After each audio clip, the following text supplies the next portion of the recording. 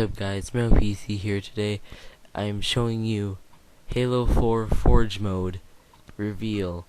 So where it's gonna be some of 343's employees showing some new features for Forge mode. So let's take a look at it. So Max, if you want to start off the demo, I will stop talking. All right, looks like we can see the screen. So yeah, real quick, we're going to be showing Forge. I think most of you probably know what Forge is, know all about it, but for anyone who doesn't, Forge is a map editor that we shipped originally in Halo 3. Been iterating on it ever since, making it cooler and better. It's also part of the toolbox that the Rooster Teeth guys use doing the RVB episodes. So we thought that it was time to overhaul it a little bit, make a few improvements, and I hope that you guys like some of the work that we've done. So I'm going to hand it over to Mike, and Adam I think will be driving. But before I do, thanks to Frank, one caveat. What you guys are seeing in here is a pre-release build. It's not final. The interface, the environment, you name it, it's all still in development. Not final. Still in development. Yeah, work in progress. The UI in particular is actually just sort of placeholder, passed on from Reach. The final UI will be reflective of the rest of the Halo 4 UI, so that's absolutely the most temporary element in here. All right. So, Mike, you want to take it away? Yeah, sure thing. Hopefully I am loud enough, or louder than Jimi Hendrix's resurrected ghost that's going on in the next hall. So we're here to talk about Forge, and as everyone said, this has never been seen before. And with the placement of the monitor and the lights going in our eyes, Adam and I can barely see ourselves. So please bear with us as we just using the Force here. Muscle memory. Oh, muscle memory. Well, I don't have any muscles, so that's a problem for me. But as you can see, what we have here is. As you can see, we have the Ravine. Now, this is one of 3 Forge environments that are going to be shipping in Halo 4 on November 6th. And as you can see, Adam's flying around here. This is probably the most beautiful Forge environment that you've ever seen before. So we've taken a lot of care to create a really kind of beautiful space for you to play in. And we're really excited to see when we set you guys loose on it, what exactly you'll be creating. So we want to talk about a few of the improvements that we've made to Forge. So, and you know what? There's just happened to be a nice little garbage pile here that had nothing to do with my presentation, but we can talk about it anyway. Okay, so in the past, if you had, for example, like a spawn point or something on top of another object, it was a little bit of a pain to grab. But as you can see, as Adam is kind of rolling over the different things in this pile of garbage, you see the name palette, create small, respawn point. There's no guesswork in terms of what you're grabbing, so there's no trial and error. You'll be able to grab exactly what you want, because when you do and you put the crosshairs over it, the name will highlight and you will know exactly what you're picking up. So that's one of the improvements we've put in Forge for Halo 4. So if you have something, so this bunker round, for example, which you see the name down there because we got the nice highlights, and you're placing it, and you're taking a lot of time and loving care to put it exactly where you want it. One thing that used to be a drag was you could easily kind of accidentally bump the controller and move it out of position, and all that time and loving care that you put into it is now down the drain. But if you have it where you like it, like Adam does here, we've given you the to lock it. So, that's right.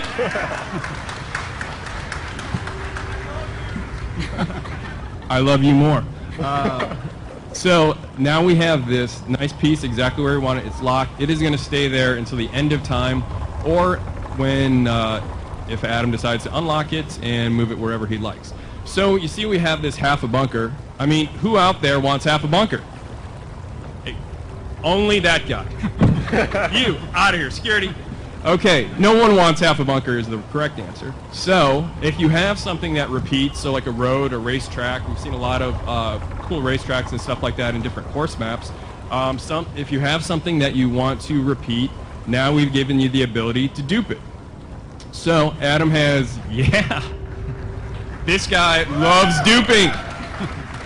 Okay, so Adam has duped the base, and he's getting it lined up, and sometimes it used to be a little bit of a pain to get things exactly lined up. If you bump the controller and then the axes were kind of screwed up. So you've spoken, we've listened, and we've created a magnet system. How do magnets work?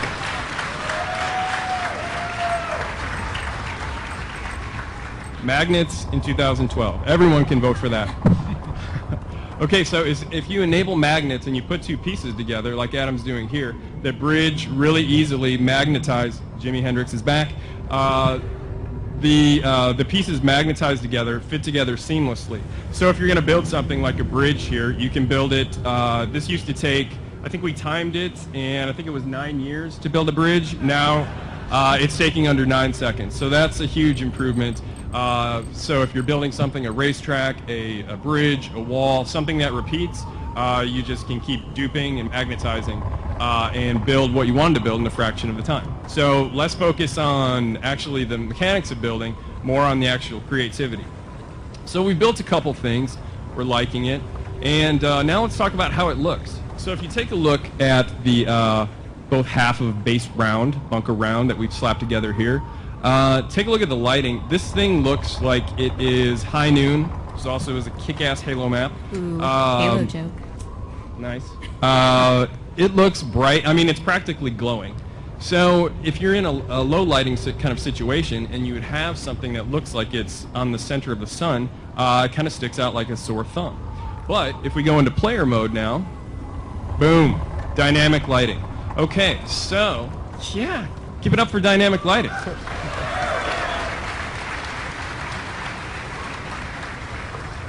All Forge objects now accept shadows from the environment or other Forge objects. And if you see, like down there where Adam just was, Forge objects also cast shadows on the environment.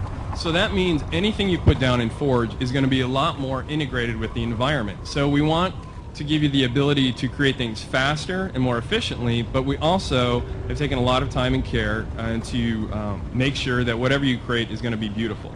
Did you say what the lighting system is called? Because it kind of sort of has the most amazing name ever.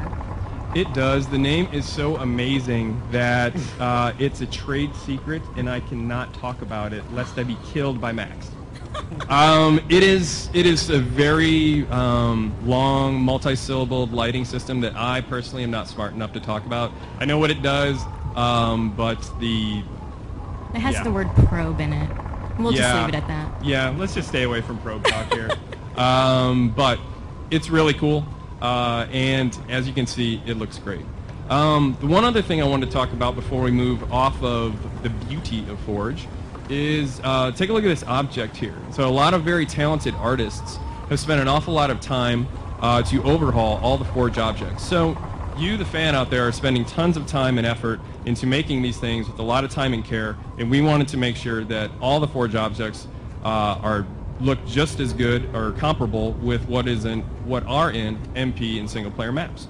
So everything is going to be a lot more beautiful, easy, and efficient to make. So now, let's see, we've got a little bridge going over the ravine. I've got money on saying Adam cannot make the jump, so let's see. You can do it. You can do it. So close. Oh my god. Not even close, as you can see. Okay, so in the past, if we wanted to make a jump like that, we would have to alter gravity, and that would apply to the entire map. So if you wanted to create low gravity, you'd have basically a low gravity map. That's right. Yeah! Yeah! I mean, you guys are so smart, I don't even need to tell you what's going on here. But for that one guy out there, yes, I'm talking about you, sir, who looks confused, let me just describe it. What Adam has done is laid down what's known as a player trait zone. What is a player trait zone? It's a player trait zone. Come on. The name describes it. In that little zone that he's made, which he scaled to just really the size of the bridge, you can affect the Spartan's traits. So let's say speed, jump size, or jump height rather, damage absorption, a lot of other things. And so now with that trait zone laid down, let's see if he can now make the jump. Oh yeah.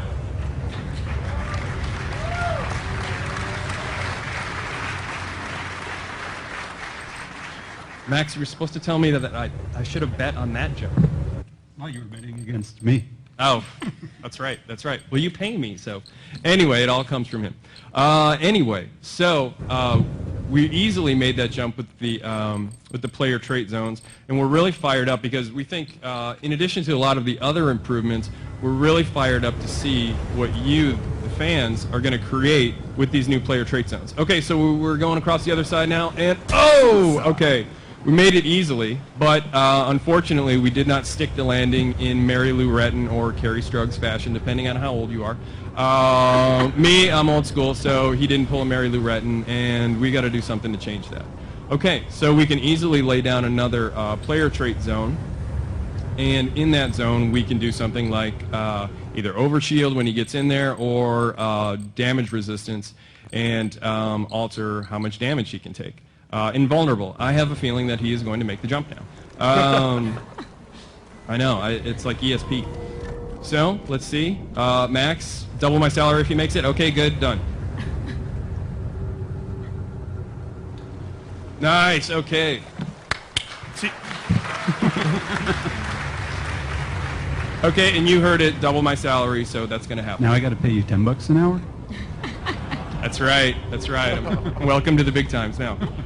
Okay, so those are just a couple things that we put into Forge for Halo 4, but we're really fired up to see what exactly you guys are going to be creating when we put these powers in your hands.